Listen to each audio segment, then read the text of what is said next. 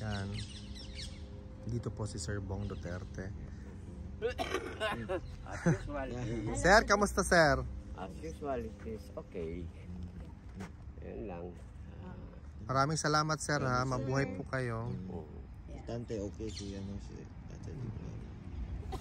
Sir, marami kasi nagtatanong kung nasa Japan na ba daw si PRRD. Sabi nila, saan ba talaga si PRRD? Sa loob ng ICC o nasa Japan na siya sir?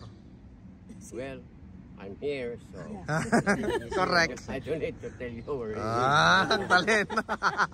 Speculation. So, the best lang talaga yan to para hindi tayo mahulog sa fake news or what. Just wait for the official statement From the family. ni Bob. Correct. Any of the family. Correct.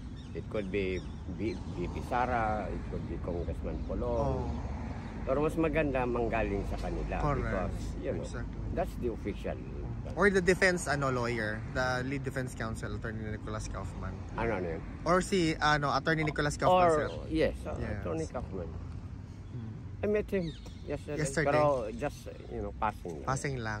Okay. Akala ko, kasi when I saw him sa mga live, Oh. tangkad nito. Kung nakita ko, maliit pala. Maliit na pala. Totoo. Tinood mo ito, sir. Tapos parang hindi abogado, kaya parang yung pangloob niya, pang jogger lang yan. Sir, ganito kasi dito, sir. Comfortable. Nakabike lang talaga, ma'am, dito. Kahit yung Prime Minister dito, nagbike lang papuntang office. Oo. Correct. Oo. Nasa nakabike lang. Oo, yung director ng Normal dito, ma'am. siya ng director ngayon. Oo. Siya yung dating Prime Minister, pero ngayon, director na siya ng NATO. Oo. So, Wala pang asawa yun. Binata yun.